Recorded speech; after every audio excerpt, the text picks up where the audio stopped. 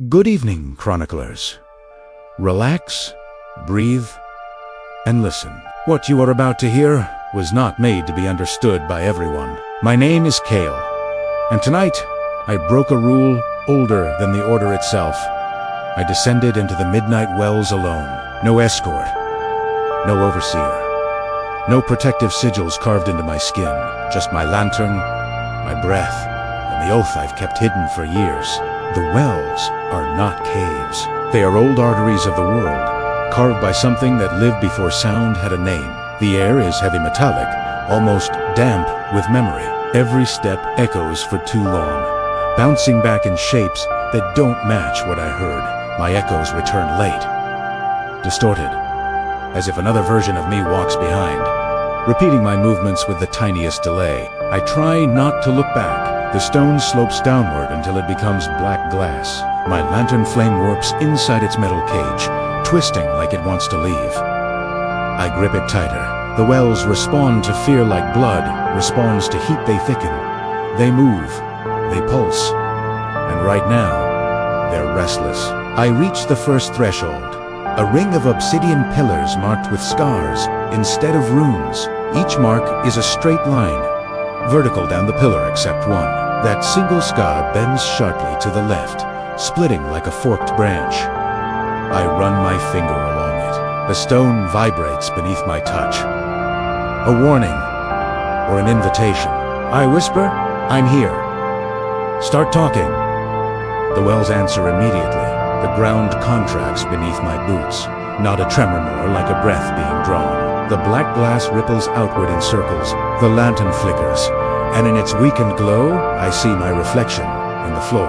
Except the eyes staring back are not my color. They're bright white, pupilless, glowing faintly like distant stars.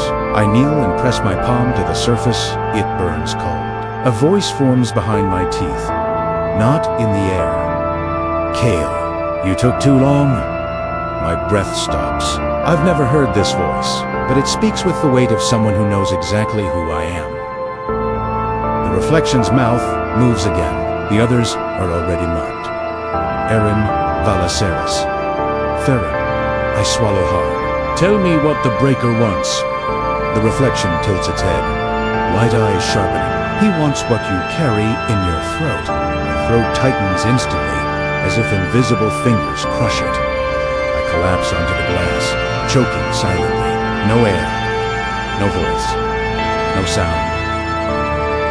The wells flood my senses with pressure. My skin vibrates. My heartbeat staggers. A fracture spreads beneath Methan, branching, familiar. 3 clean lines. One violent break. The breakers mark my chest burns. The echo inside me wants to rupture outward. The reflection leans closer. "Stand up," echoes. "This place has waited for your voice." My throat loosens. Air slams back into my lungs. I gasp, gripping the glass, pulling myself upright. The lantern stabilizes. But now the flame is blue-cold, unnatural, responding to something deeper in the wells. I whisper, "If he wants my voice, he won't have it." The reflection twists into a smile that isn't mine. "Then you'd better run." The pillars howl as if metal screams through stone. The wells wake, and something begins rising from the dark. The black glass beneath my feet pulses like a heartbeat. I stumble backward as something enormous shifts under the surface, though deliberate, aware.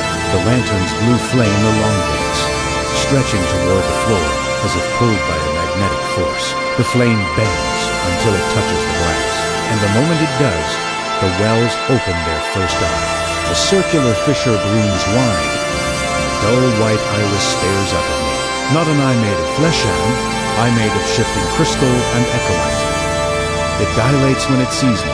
The air shudders. My skin prickles. The ground vibrates with a low resonance that crawls up my spine. I whisper, "I didn't come to wake you." The eye responds by splitting into 3 identical eyes, each one rotating independently within the fissure. Their glow intensifies, casting pale halos around the chamber. They stare through me, not at me as if analyzing the echoes inside my bones. A voice emerges not spoken, not thought, but resonated directly through my ribs. Kale, the breaker follows your shadow. My lungs tighten. I know. Then why descend alone? The wells know too much. Their awareness is uncomfortable, not omniscient, but piercing, like a blade held just close enough to taste the heat of the skin. I needed answers, I say, and the Order isn't giving them. The wells. Blink! A dozen new fissures open in the ground, releasing streams of white vapor. The temperature drops so fast, my breath crystallizes. You seek answers. Te resonate. But you hide your truth. My hands shake. I'm not hiding anything. The wells respond by projecting a memory into the air between us. I watch myself, younger, reckless, bleeding through the mouth crawling out from a collapsed ritual chamber. My throat glows faintly from inside, like a swallowed star. I whisper, stop. The image continues. Behind my past self emerges a figure in red dust, and shadowed the breaker, placing 2 fingers lightly against my throat, leaving something inside me. He shut my eyes. That wasn't me. I don't remember that. You weren't meant to. The ground cracks open further. The 3 eyes multiply again, becoming 9. They swivel mechanically, tracking something behind me. Ithun slowly. A shadow stands at the far end of the corridor. Tall, narrow, splitting slightly at the center, breathing without lungs. My pulse staggers. It found me. The wells hum, sharply an alarm. Ecosia, you must not speak to it. The shadow tilts its head. The air around it distorts, bending inwards, as if drawn into its shape. It takes 1 step, silently. My throat burns. The echo inside me thrashes violently. Tell me what to do. I hiss. The wells vibrate so strongly the floor ripples. Your voice is the key, he seeks. Your silence is the only barrier. The shadow takes another slow step forward. Its 2 halves peel slightly apart. I stumble backward, gripping the lantern with white knuckles. The flame flickers violently, turning purple, then white. My reflection appears again on the glass floor, but this time it is not my shape. It is the breakers. The wells issue their final warning. Run, Kale, or he will take your mouth. The shadow lunges, and I sprint into the deeper dark. The tunnels collapse behind me with every step I take. It's not a natural crumbling. The stone twists like melted wax, sealing off every path except the one the wells want me to follow. My lungs burn. My legs feel like they're carved from glass, ready to shatter. The echo in my throat, this thing I carry, thrashes like a trapped animal. I can feel it wanting out.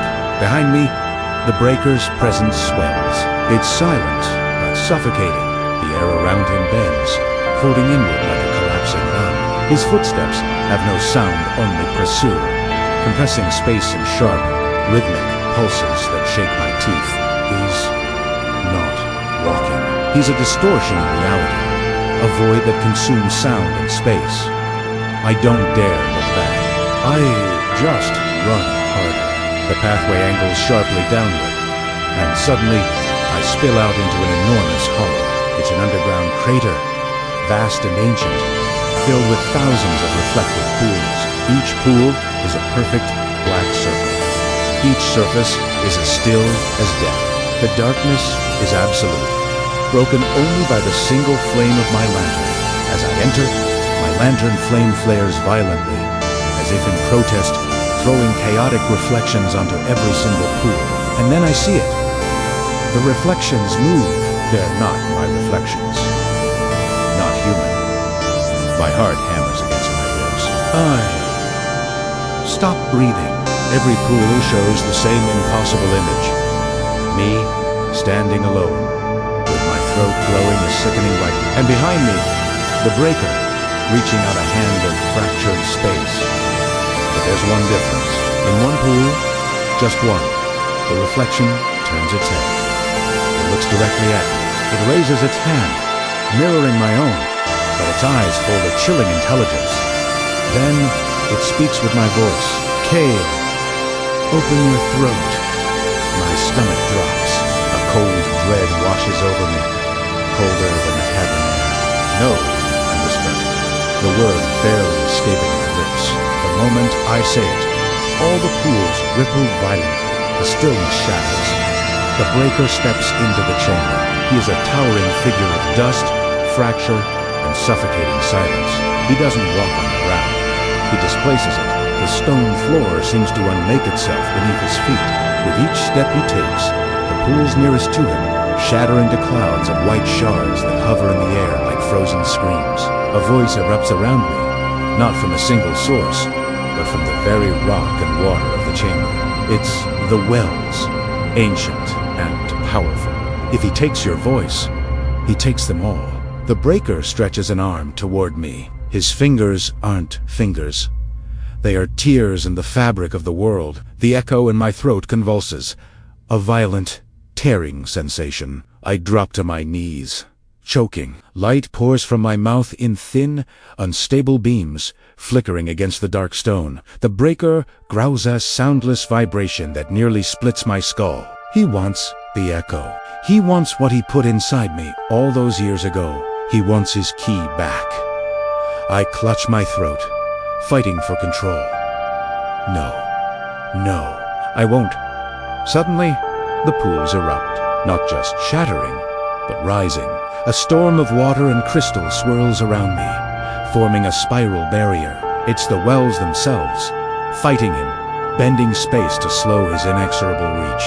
The breaker's two shadows, which had clung to him like a cloak, peel apart fully, revealing thin, jagged shapes like broken wings.